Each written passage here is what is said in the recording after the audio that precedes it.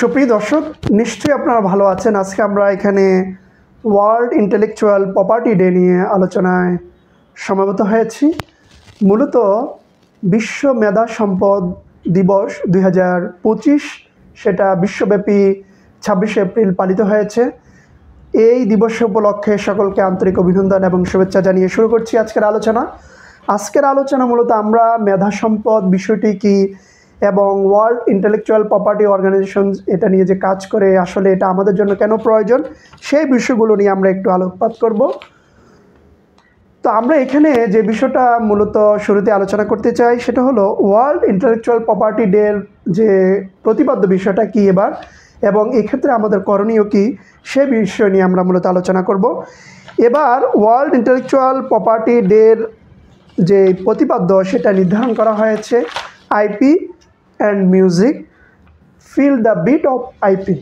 Here IP means intellectual property, অর্থাৎ intellectual property বা মেধা সম্পদ এবং সঙ্গীত এবং মেধা সম্পদের যেই স্বর কম্পন সেটাকে অনুভব করা। অর্থাৎ এবারের পুরোটাই কিন্তু সঙ্গীতকে কেন্দ্র করে এবারের এই বিশ্ব মেধা সম্পদ যে সংস্থা সেটা এইবার এই দিবসের প্রতিপাদ্য নির্ধারণ করেছে।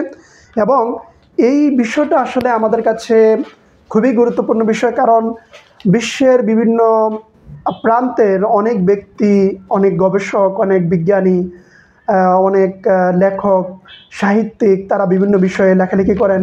তাদের বিভিন্ন বিষয়ে তাদের যে অনেক পরিশ্রম করে মেধার যে স্বাক্ষর তারা রেখে চলেছেন। এখন এই মেধার যে স্বীকৃতি সেটা দেওয়ার জন্য বিশ্বব্যাপী আসলে কোনো সংস্থা 1970 সালের আগ পর্যন্ত সেভাবে কোনো কাজ করেনি। আমরা যদি ওয়ার্ল্ড ইন্টেলেকচুয়াল প্রপার্টি অর্গানাইজেশনের দিকে লক্ষ্য করি তাহলে আমরা দেখব যে 1970 সালে এটা প্রতিষ্ঠিত হয় এবং 1999 সালে মূলত এই সংস্থাটি সচেতনতা বাড়াতে, অর্থাৎ প্যাটেন্ট, কপিরাইট এবং ট্রেডমার্ক এই বিষয়গুলোকে মানুষের সচেতনতা বৃদ্ধি করার জন্য মূলত এই বিষয়টা বিশ্বব্যাপী পালন করার জন্য জাতিসংঘের সাধারণ পরিষদে 1999 সালে ওয়ার্ল্ড ইন্টেলেকচুয়াল প্রপার্টি ডে হিসাবে পালন করার সিদ্ধান্ত গৃহীত হয়। তারই ধারাবাহিকতায় বাংলাদেশ সহ বিশ্বের বিভিন্ন স্থানে এবছরও এই দিবসটি অত্যন্ত জাঁকজমকভাবে পালিত হয়েছে। তো আমরা এই দিবসের বিষয়ে আমরা বলবো যে এটা শুধুমাত্র যারা এটার উদ্ভাবক, যারা বিজ্ঞানী, লেখক, সাহিত্যিক, কবি রয়েছেন, মিউজিশিয়ান রয়েছেন, তাদের সাথে শুধু সম্পর্কিত নয়, এটা অন্যান্য ক্ষেত্রেও সম্পর্কিত। কারণ আপনি যদি কারো লেখা স্বীকৃতি না দিয়ে, তার উদ্ধৃতি না করে আপনি যদি নিজের বলে চালিয়ে যান, তাহলে এটা কিন্তু আপনার বিরুদ্ধে মানহানি থেকে শুরু করে প্লেজারিজম এবং বিভিন্নভাবে আপনার বিরুদ্ধে আইনগত ব্যবস্থা নিতে পারবে। সেজন্য আপনি যদি কারো লেখা, কারো বিষয়গুলো আপনি যদি কোথায় বলেন বা আপনার লেখা উদ্ভাবন আপনি ব্যবহার করেন, তাহলে আপনাকে সেটার ক্রেডিট, যিনি এটার উদ্ভাবক, যিনি এটার ইনিশিয়েটর, তাকে কিন্তু উদ্ধৃত করতে হবে। সেজন্য এই যে মেধা সম্পদের স্বীকৃতি, এটা শুধুমাত্র একটা ব্যক্তির জন্য গুরুত্বপূর্ণ নয়, এটা একটা দেশ ও জাতির জন্য গুরুত্বপূর্ণ। কারণ এই বিষয়টি আসলে তার উদ্ভাবন শক্তি, তার মেধা সম্পদের মূল্যায়নের সাথে সম্পর্কিত। এখন আমরা যদি এই বিষয়টি আরও বিস্তারিত আলোচনা করতে চাই তাহলে আমরা দেখব যে আমরা ইতিমধ্যে উল্লেখ করেছি যেমন কপিরাইট, ট্রেডমার্ক এবং প্যাটেন্ট এবং জিওগ্রাফিক্যাল যে ইন্ডিকেশনস, এগুলো কিন্তু খুবই গুরুত্বপূর্ণ। তো আমরা কপিরাইট নিয়ে যদি আমরা একটু আলোকপাত করি তাহলে আমরা দেখব যে এখানে intellectual property rights, meaning, nature, scope and various types নিয়ে সতীশ দুকারি তার একটা আর্টিকেল তিনি লিখেছেন। তো আমরা সেখান থেকে একটু পড়ছি। যেমন কপিরাইট বলতে এখানে তিনি লিখেছেন, copyright law deals with the protection and exploitation of the expression of ideas during a tangible form. Copyright has evolved over many centuries with reference to changing ideas about creativity and new means of communication and media. Within that time, the law of copyright provides not only a legal framework for the protection of normal beneficiaries of copyright, the individual writer, composer, artist, but also the publication required for the creation of labor by major cultural industries, film, broadcast and recording industry, and computer and software industries. সুতরাং copyright কিন্তু মেধাস্বত্বের জন্য একটা খুবই গুরুত্বপূর্ণ বিষয়। আমরা যেমন ইউটিউবে আমরা বিভিন্ন ধরনের সং ব্যবহার করি, আপনি কিন্তু ওই ব্যক্তির যদি ক্রেডিট না দেন, এটা আপনার ইউটিউবে আপনি যদি এটা চালিয়ে দেন তাহলে কিন্তু আপনার এটা স্ট্রাইক খেতে পারেন। সেজন্য খুবই আপনি যদি কারো কোনো মিউজিক সং বা সাউন্ড ব্যবহার করেন সেক্ষেত্রে আপনাকে কিন্তু সেটার ক্রেডিট তাকে দিতে হবে। দ্বিতীয় বিষয়টা আমরা যদি দেখি প্যাটেন্ট এটা বিজ্ঞান যে বিভিন্ন ধরনের উদ্ভাবন হচ্ছে সেটার সাথে খুবই সম্পর্কিত। এবং আপনি ধরুন একটা বিষয় আপনি রিসার্চ করে অনেক দিন অক্লান্ত পরিশ্রম করে আপনি সেটার যদি প্যাটেন্ট না নেন তাহলে কিন্তু এটা আপনার যে মেধার যে স্বাক্ষর সেটা কিন্তু থাকবে না।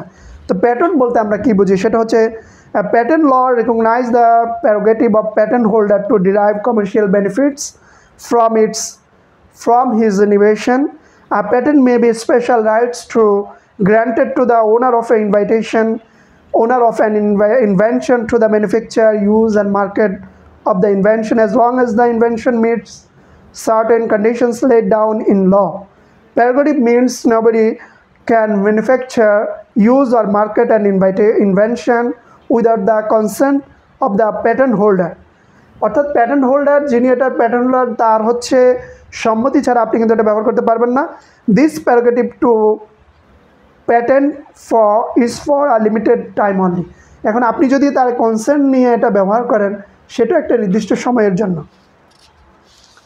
এরপর আমরা যদি ট্রেডমার্ক নিয়ে, এটা খুবই গুরুত্বপূর্ণ বিষয়। আমরা বিভিন্ন ধরনের ব্যবসা বাণিজ্যে আপনারা দেখবেন বিভিন্ন প্রোডাক্টের মধ্যে একটা ট্রেডমার্ক থাকে। এই ট্রেডমার্কটা আমরা যদি একটু দেখি তাহলে আমরা দেখব a trademark may be a base of origin, it's a selected sign owned to make the source of products and services public in reference to goods and services and to differentiate goods and services from other entities. This establishes the link between the proprietor and therefore the product. It portrays the character and quality of product. সুতরাং এই যে copyright, patent, trademark এটা আসলেই একজন বিজ্ঞানী, একজন উদ্ভাবক তার জন্য খুবই গুরুত্বপূর্ণ বিষয়। এবং জিওগ্রাফিক্যাল ইন্ডিকেশন, যেমন কিছুদিন আগে আমাদের বিভিন্ন জিওগ্রাফিক্যাল যে ইন্ডিকেশনগুলো, যেমন ইলিশ আমাদের কিছুদিন আগে জিওগ্রাফিক্যাল ইন্ডিকেশন পেয়েছে, সিল্ক পেয়েছে। পার্শ্ববর্তী কিছু দেশ যেমন ভারত কিছু কিছু ক্ষেত্রে তাদের বলে, যেমন টাঙ্গাইলের জামদানি নিয়ে ধরনের একটা বিতর্ক সৃষ্টি হয়েছে। তা আমরা আশা করি জিওগ্রাফিক্যাল ইন্ডিকেশন নিয়ে যারা কাজ করে, কপিরাইট মেধাস্বত্ব নিয়ে যারা কাজ করে, প্যাটেন্ট নিয়ে যারা কাজ করে, ট্রেডমার্ক নিয়ে যারা কাজ করে, তারা এই বিষয়গুলো নিয়ে, বাংলাদেশের এখনও আরও অনেক বিষয় আছে যেগুলো আমরা কপিরাইট, ট্রেডমার্ক, প্যাটেন্ট এবং জিওগ্রাফিক্যাল ইন্ডিকেশন আমরা নিতে পারিনি। তা আমরা আশা করব বিশ্ব যে ধরনের সংস্থাগুলো রয়েছে তারা যে সকল বিষয়গুলো নিয়ে কাজ করে তারা এটা যাচাই বাছাই করে যে দেশের জন্য এটা প্রাপ্য সে দেশকে তারা এই প্যাটেন্ট এবং জিওগ্রাফিক্যাল ইন্ডিকেশন দিয়ে থাকবে, এই প্রত্যাশা ব্যক্ত করছি।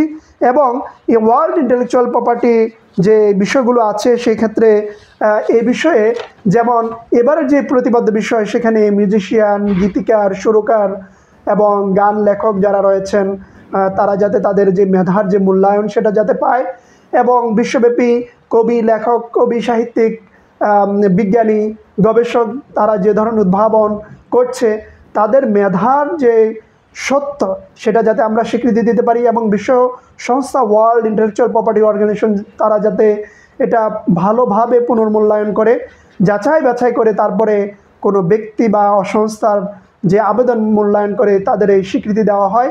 তাহলে আমি মনে করি একজন উদ্ভাবক তার যে জ্ঞানের যে মাপকাঠি সেটার পরিমাপ করা হবে।